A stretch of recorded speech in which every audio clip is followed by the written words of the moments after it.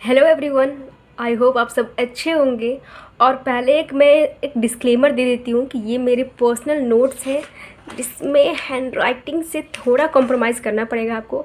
But don't worry, मैं एक एक चीज़ रीड करूँगी तो आपको पता चल जाएगा कहाँ पे क्या लिखा हुआ है। सो यहाँ पे हम पढ़ेंगे मार्केटिंग के बारे में कि एग्रीकल्चर जो प्रोड्यूस होता है, जो भी फूड ग्रेन्स होते हैं, लोकल लेवल पे कैसे उसकी मार्केटिंग होती है एंड क्या क्या चैलेंजेस आते हैं एंड एक आइडियल मार्केट क्या होता है, वो सब कुछ हम जानेंगे आज की वीडियो में। तो सबसे पहले शुरुआत करते हैं कि exploitation by creditors and other intermediaries कि ज़मीनी सच्चाई।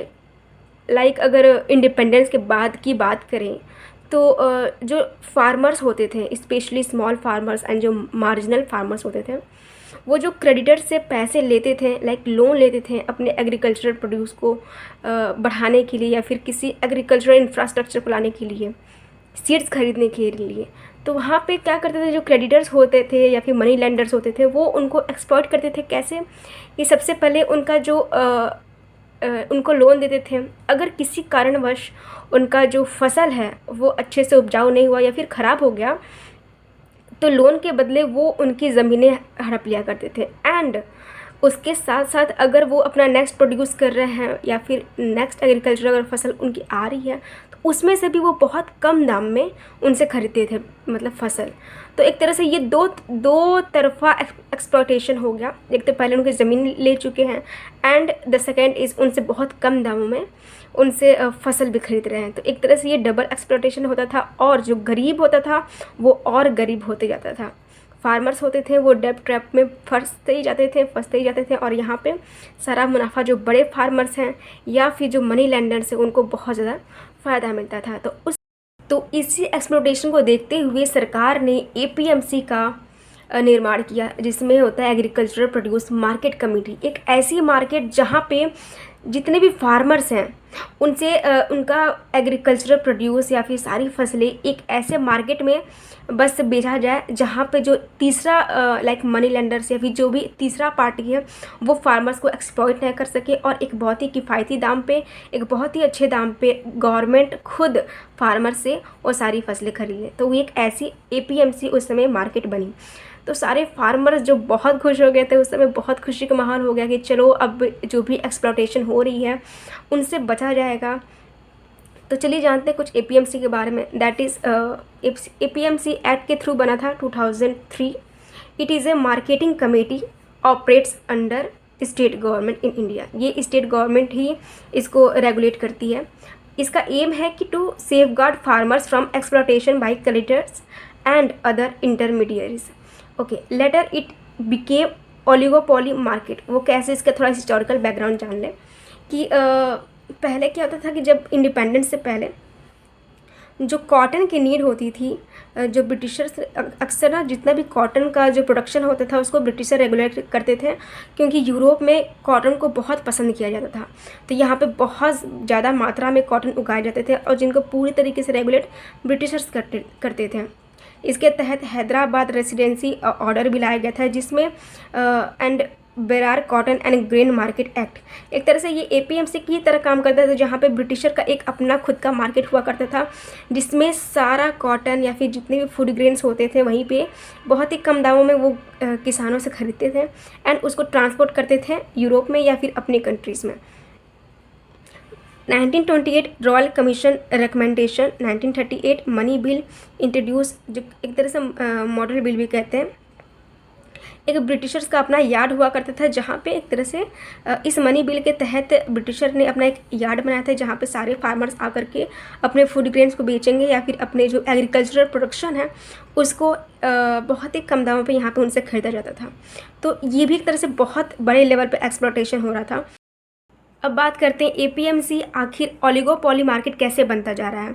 क्योंकि एक तरह से देखा जाए तो ओलिगोपोली मार्केट ये होता है कि एक ऐसा ग्रुप ऑफ पीपल जो पूरे मार्केट को रेगुलेट करते हैं और किसी तीसरे को या फिर किसी चौथे को आने नहीं देते हैं। तो वो ओलिगोपोली मार्केट हो जाता है, जहाँ पे जो फार्मर्स के पास जो पहले ऑप्शन हुआ करते थे, स्मॉल मार्जिनल फार्मर्स के लिए तो अच्छा है, लेकिन जो अदर फार्मर्स हैं उनको इनके पास ऑप्शंस नहीं है, उनको यहीं पे बेचना है, लाइक चाहे किसी भी प्राइस में हो उनको यहीं पे ही बेचना है। तो एक तरह से ये ऑप्शंस को ख़त्म कर रहा है एपीएमसी। इसके बारे में और जानेंगे आगे, कैसे कैसे कहाँ कहाँ एक्सप्लॉयटेशन हो रहा है इसमें भी। सो एक एग्रीकल्चरल मार्केटिंग सिस्टम कैसा होना चाहिए, उसके 3 क्राइटेरियाज़ हैं। ओके, सबसे पहले हम जानेंगे कि decision to produce marketable agricultural produce, मतलब फार्मर्स के पास पूरा डिसीज़न लेने का एक तरह से राइट्स हों कि वो क्या प्रोड्यूस करेंगे, कैसे प्रोड्यूस करेंगे, एंड वेरियस अदर थिंग, कौन सा फूड ग्रेन्स उनको प्रोड्यूस करना है। दूसरा चीज़ होता है इंस्टीट्यूशनल एस्पेक्ट, जो रूल्स लॉज या फिर मंडी या फिर ब्रोकर्स हैं, क्या उनके लिए रूल्स और लॉ लाए गए हैं जो उनको एक तरह से प्रोटेक्ट करेंगे हमारे फार्मर्स को। तीसरा है वो है फंक्शनल एस्पेक्ट, जहाँ पे एक्विजिशन, ट्रांसपोर्टेशन, स्टोरेज, सेल, एक तरह से इनको कितने प्रॉफिट हो रहा है इस ट्रांसपोर्टेशन में, स्टोरेज में, जिस तरीके से भी जो भी प्रॉफिट यहाँ पे एक तरह से ये हिस्सा माना जाता है कि प्रॉफिट उनको हो भी रहा है कि नहीं हो रहा है। तो यहाँ से लेकर के लाइक डिसीज़न से लेकर के प्रॉफिट तक का जितना भी डेवलपमेंटल एस्पेक्ट है, like all the development aspects from decision to profit comes under agricultural marketing.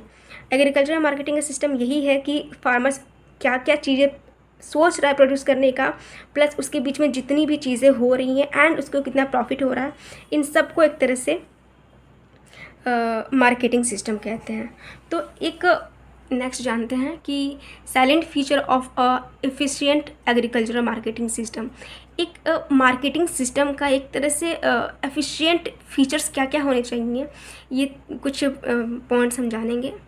To ensure best possible return to the primary producer that is the farmer, कि farmers को प्रॉफिट कितना हो रहा है ये पूरा इंश्योर किया जाए, उनको प्रॉफिट हो भी रहा है कि नहीं, उनको रिटर्न में क्या मिल रहा है, इस चीज़ का पूरा ध्यान रखा जाए। The difference in price between the primary producer and the final consumer should B minimised. इसको हम समझते हैं कि कुछ डाटा के अकॉर्डिंग जो कंज्यूमर हम लोग, जैसे मान लीजिए मैं अगर 100 रुपये किलो अगर आलू ख़रीद रही हूँ और जो फार्मर्स हैं उनको कम से कम 80 भी मिल रहा है, जो प्राइमरी प्रोड्यूसर हैं उनको 80 भी मिल रहा है ना, तो एक तरह से जो डिफरेंस है वो बहुत कम है।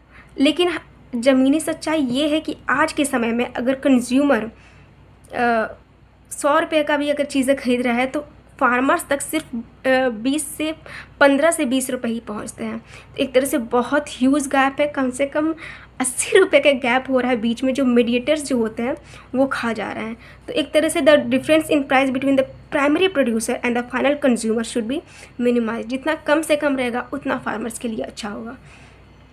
थर्ड पॉइंट है to reach the consumer without affecting the quality of agricultural commodities. Like ऐसा स्टोरेज चीज़ें होनी चाहिए, स्टोरिंग वाली चीज़ें, ट्रांसपोर्टिंग वाली चीज़ें, इतनी फैसिलिटी होनी चाहिए कि जो कंज्यूमर है उसके पास अच्छी क्वालिटी का एग्रीकल्चरल कमोडिटीज़ पहुँचे। ठीक है, अब जानेंगे necessary facility to ensure an efficient agricultural marketing system. क्या क्या नेसेसरी फैसिलिटीज़ होनी चाहिए एक मार्केटिंग सिस्टम में, वो हम ये पूरा डिस्कस करेंगे। So first is storage capacity. हमारे यहाँ पे स्टोरेज कैपेसिटी बहुत ही ज़्यादा कम है कि चीज़ें सड़ती रहती हैं, तो मजबूरन जो फार्मर्स होते हैं उनको बेचना पड़ता है, बहुत ही कम दामों पे बेचना पड़ता है। एक तरह से उनको बढ़िया स्टोरेज कैपेसिटी या फिर बढ़िया स्टोरेज फैसिलिटी दी जाए।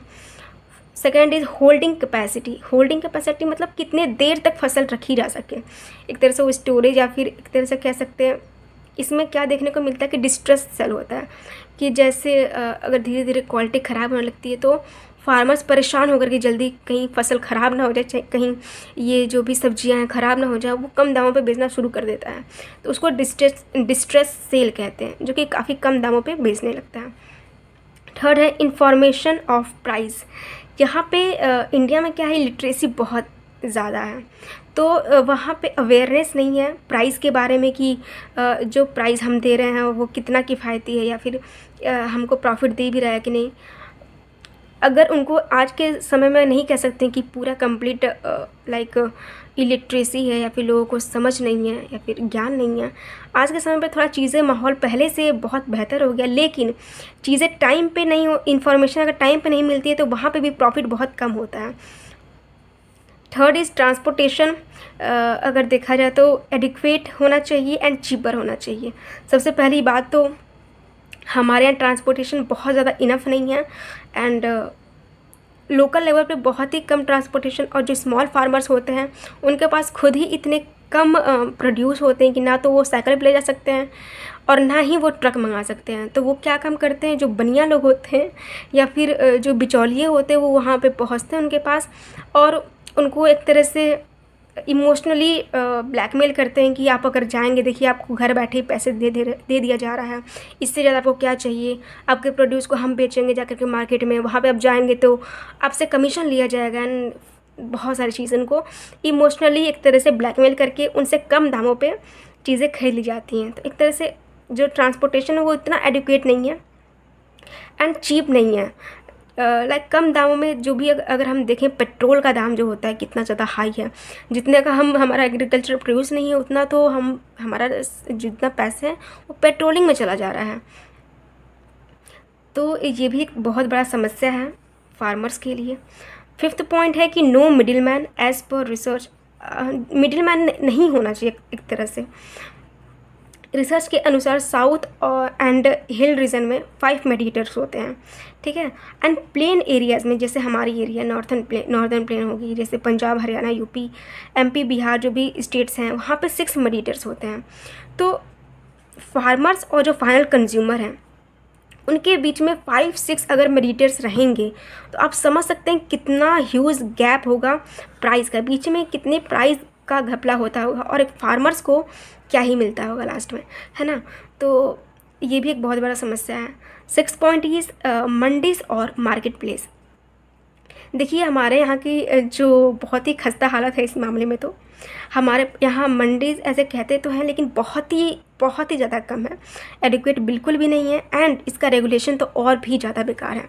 जिस APMC की बात कर रहे थे उसका ही हम एग्जांपल लेके आपको समझाएंगे कि आइडियली तो कितना होना चाहिए, APMC should be at every 5 kilometre, लेकिन unfortunately it is APMC at 454 square kilometre.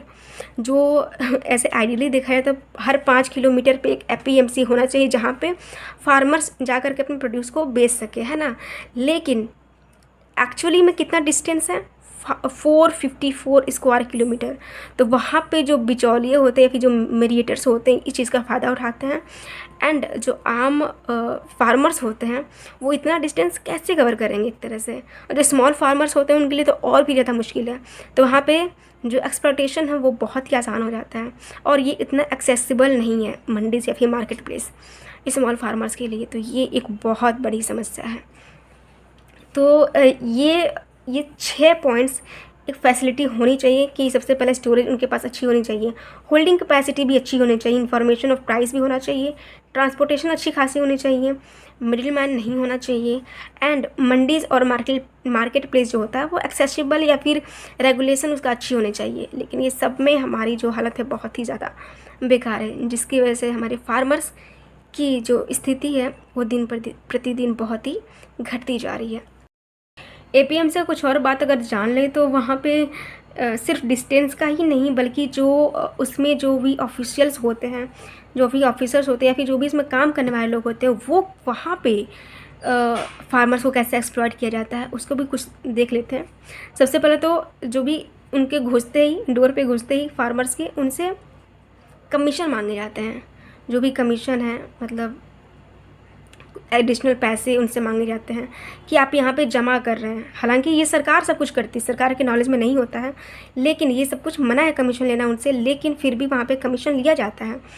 Labour cost, उनसे कहा जाता है कि या तो अपना सामान अगर ट्रक से उतारना है तो उसके लिए जो लेबर लग रहा है उसके भी पैसे लगते हैं। तो जो फार्मर बेचारा क्या काम करता है कि खुद ही उठा करके सामान APMC में रखता है। Third is sample check. तीसरा ये देखने को मिलता है कि वो सैम्पल चेक के बहाने बहुत सारा जैसे 5 किलो 10 किलो जो भी अनाज है वो रख लेते हैं अपने पास सैम्पल चेक के लिए एंड जो भी एक तरह से खुदरा कह सकते हैं या फिर एक तरह से डैमेज ग्रेन्स कह करके बहुत सारा जो प्रोड्यूस होता है या फिर बहुत सारा जो फूड ग्रेन्स होता है उनको छाड़ दे देते हैं। एक तरह से वहाँ पे भी कम हो जाता है उनका फसल। Second is quality cost. अगर उनका देखा जाता है कि अगर चावल थोड़ी सी कम क्वालिटी का है तो वहाँ पे उनको बहुत ही कम पैसे दिए जाते हैं, उसके बदले में, परचेज़ के बदले में उनको बहुत ही कम पैसे दे करके भगा दिया जाता है कि ये आपका क्वालिटी उतनी भी अच्छी नहीं है, आप बस उनको, आपको थोड़े से ही पैसे मिलेंगे, आप इतने में ही काम चलेगी। तो बेचारा फार्मर्स क्या ही करेगा। तो वहाँ पे यहाँ इस लेवल पे भी बहुत ज़्यादा एक्सप्लॉटेशन होती है, जो कि सरकार को बहुत ध्यान देना चाहिए। एक ये बहुत बड़ा एपीएमसी एक बहुत बड़ा एक्ट भी बन चुका है एक तरह से, तो जिसको लेजिस्लेशन पास कर चुकी है और उसको हटाना थोड़ा सा मुश्किल है। लेकिन हाँ, अगर रेगुलेट अच्छे से करें तो हमारा जो फार्मर से एक्सप्लॉटेशन है वो बच सकती है, जिसकी वजह से हालांकि पीएमसी का ऐसी हरकतें देखते हुए ई नाम और फिर नाम करके चीज़ें बनाई गई हैं, नेशनल एग्रीकल्चर मार्केट। मतलब एक तरह से यहाँ पे क्या होता है कि जितने भी एपीएमसी है पूरे इंडिया में, उन सब का रजिस्ट्रेशन यहाँ पे होता है और इलेक्ट्रॉनिक तरीके से सब चीज़ें मैनेज करनी पड़ती है। और जो लोकल लोग हैं वो एक तरह से लोकली एक्सप्लॉइट नहीं कर पाते हैं। लेकिन यहाँ पे जो अवेयरनेस होती है, हालांकि कहा ना कि इलिटरेसी बहुत ज़्यादा है, तो अवेयरनेस उतना लोगों तक पहुँच नहीं पा रही है और ये उतना भी इफेक्टिव नहीं रहा है। लेकिन एक अच्छी पहल की गई थी, आई होप आगे भी कुछ बढ़िया सोचा जाए, कुछ इम्प्रूवमेंट के साथ आया जाए, ताकि हम अपने फार्मर्स को जो भी एक्सप्लॉटेशन है उनसे बचा सकें। अब इसका वे फॉरवर्ड क्या देखेंगे कि यहाँ पे थोड़ा सा जूम करते हैं। वे फॉरवर्ड यहाँ पे देखेंगे कि direct marketing should be promoted. जैसे एपीएमसी में एक बांध दिया गया फार्मर्स को कि आप यहीं पे आके बेचेंगे, तो जब एक तरह से मोनोपोली बन जाती है ना, तो वहाँ पे एक्सप्लॉटेशन बहुत ईजी हो जाता है। लेकिन अगर फार्मर्स के पास ऑप्शन रहेगा कि वो अपनी चीज़ें, अगर यहाँ पे उनको किफ़ायती दाम नहीं मिल रहा है तो कहीं और भी बेच सकते हैं, है ना। तो एक तरह से direct marketing should be promoted. ऐसे बहुत सारे एग्जांपल देख सकते हैं जहाँ पे डायरेक्ट मार्केटिंग होती है, जैसे राजस्थान में होती है, किसान मंडी करके है, महाराष्ट्र में होती है, शेतकरी करके, पंजाब में अपनी मंडी है, कृषक बाज़ार भी है उड़ीसा में। ये सब एग्जांपल्स हैं डायरेक्ट मार्केटिंग के, जो बहुत सारे स्टेट्स में हो भी रहे हैं। दूसरा है कि कॉन्ट्रैक्ट फार्मिंग का प्रमोशन होना चाहिए। कॉन्ट्रैक्ट फार्मिंग, आप जैसे कुछ एजेंसी हो गई या फिर कुछ ग्रुप ऑफ पीपल हो गए, वो जा कर के फार्मर्स को कहेंगे कि आप आलू उगा दीजिए, हम आपसे आकर के आलू खरीदेंगे, है ना। तो वो कॉन्ट्रैक्ट फार्मिंग होती है। इस तरह से जो एग्रीकल्चर प्रोड्यूस है फार्मर्स की, वो तुरंत बिक जाएगा, तो वहाँ पे उनको बहुत ज़्यादा सफ़र नहीं करना पड़ेगा। तीसरा है कि कोऑपरेटिव मार्केटिंग सिस्टम। इसका जीता जाता एग्जाम्पल है नाफेड करके है, जहाँ पे कोऑपरेटिव तरीके से मार्केटिंग को डेवलप किया जाता है। चौथा है कि terminal market should be there. इसको हम पढ़ेंगे कि टर्मिनल मार्केटिंग आखिर होती क्या है। तो ये मुझे काफ़ी अच्छा एक तरह से लगा था कि आप टर्मिनल मार्केट में क्या होता है कि एक स्पोक होता है, एक हब होता है, ठीक है। तो स्पोक में क्या होता है कि जितने भी जो यहाँ पे जो भी ऑफिसर्स होते हैं वो जा कर के कलेक्शन करते हैं, ठीक है। यहाँ पे जैसे फार्मर्स होता है, उनसे सब चीज़ें उनका प्रोड्यूस कलेक्ट करते हैं और जा कर के वो अपने हब मतलब कोई भी मेट्रो सिटीज़ होके वहाँ पे वो जा कर के बायर्स को भेजते हैं, एक्सपोर्टर्स को भेजते हैं, या फिर उसकी प्रोसेसिंग की जाती है। तो एक तरह से डायरेक्ट हो गया कि फार्मर से लेकर के सीधे मेट्रो सिटीज़ में पहुँचाना। इसका एग्जांपल देख सकते हैं कि मोरा डेयरी जैसे हो गया, वो फार्मर से दूध वगैरह कलेक्ट करती है एंड जा करके मेट्रो सिटीज़ में उसको बेचती है, एक्सपोर्ट करती है, जो भी प्रोसेसिंग की जाती है उसकी। तो ये बहुत ही अच्छा तरह से डायरेक्ट अगर एक तरह से किया जा रहा है फार्मर्स से कांटेक्ट, तो यहाँ पे एक्सप्लॉटेशन, यहाँ पे मेडिटेट्स उतना नहीं है, तो एक्सप्लॉटेशन भी कम होगा। फिफ्थ क्या है कि virtual market and e trading.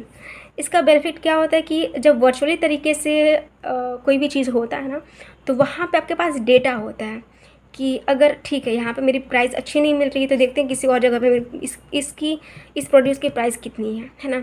तो उसके कुछ एग्जांपल देखते हैं कि फ्यूचर मार्केट कि अगर सारे एपीएमसी कनेक्टेड हो जाएं तो वहाँ पे क्या होगा कि लाइक सारे एपीएमसी अगर कनेक्ट हो जाते हैं, तो अगर एक जगह का मान लीजिए इस एपीएमसी में अगर दाम अच्छे नहीं मिल रहे हैं, तो हम देखेंगे कि बाकी एपीएमसी में कितने दाम है ना। तो वहाँ पे एक तरह से जब डाटा रहेगा फार्मर्स के पास, तो अवेयरनेस रहेगी।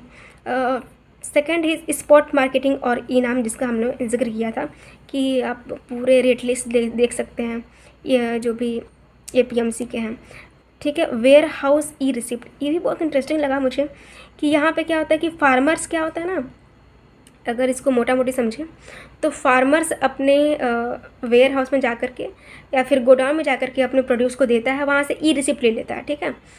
और उसके नाम से ई रिसिप्ट आती है कि इस फार्मर ने इतना ज़्यादा प्रोड्यूस यहाँ पे जमा किया है, एक तरह से जमा वहाँ पे स्टोरेज हो जाती है। उसके फसल ख़राब नहीं होंगे। इसके दो फ़ायदे कि उसके फसल ख़राब नहीं होंगे और उसकी अथॉरिटी उस फसल पर रहेगी, तो स्टोरेज का काम करता है वहाँ पे, तो उसको ई रिसिप्ट मिलेगी। और जो भी अगर बायर आता है फार्मर के पास, तो जो फार्मर होता है उसको ई रिसिप्ट दिखा देगा, तो वो ई रिसिप्ट ले जा कर के अगर बायर गोडाउन में दिखाता है तो उसको उतने ज़्यादा फूड ग्रेन्स मिल जाएंगी। तो एक तरह से यहाँ पे डायरेक्ट कनेक्शन हो रहा है किसका, बायर्स का और फार्मर का। तो ये एक तरह से बहुत ही मुझे सही चीज़ लगा। आई होप इसके लिए कुछ आगे किया जाए। एंड ये रहा पूरा मार्केटिंग सिस्टम। आई होप आपको बहुत सारी चीज़ें क्लियर हो गई होंगी। बहुत ज़्यादा तो नहीं कह सकती, बट हाँ, I am still learning. And कई बार क्या होता है कि हम बहुत ही ऊपरी ऊपरी चीज़ें जानते हैं, और जो मनी बिल आई थी उसमें कितना ज़्यादा बवाल हुआ था, लेकिन वहाँ पे जो सरकार असलियत में सच में कुछ करना चाह रही थी फार्मर्स के लिए, जो लोकल फार्मर्स हैं या फिर स्मॉल फार्मर्स हैं, वो उनके लिए काफ़ी अच्छा था। लेकिन जितने भी APMC के जो भी बड़े बड़े फार्मर्स थे, एक्चुअली वही जा कर के वहाँ पे अगेंस्ट थे इस बिल के, क्योंकि एक तरह से उनका धंधा चौपट हो जाता। क्योंकि जो फार्मर से जो गवर्नमेंट डायरेक्ट कॉन्टैक्ट कर रही थी, है ना, तो वहाँ पे एक तरह से एक्सप्लॉटेशन उनकी कम होती, बट अनफॉर्चुनेटली उसको आगे नहीं बढ़ने दिया गया। आई होप गवर्नमेंट इसको देखते हुए और फार्मर्स को इन सब चीज़ों से बचाने के लिए कुछ पहल लेकर आएगी। एंड इसी के साथ ये चैप्टर जो भी मार्केटिंग का है यहीं पे समाप्त करते हैं। एंड इससे रिलेटेड और भी चीज़ें मैं लाती रहूँगी, और ऐसे ही हम साथ में पढ़ेंगे, साथ में बढ़ेंगे भी। So thank you so much for watching my video. And last में लाइक और सब्सक्राइब कर देना अगर अच्छी लगी, इन्फॉर्मेशन बढ़ी हो तो। बस स्टे कनेक्टेड। सो बाय बाय।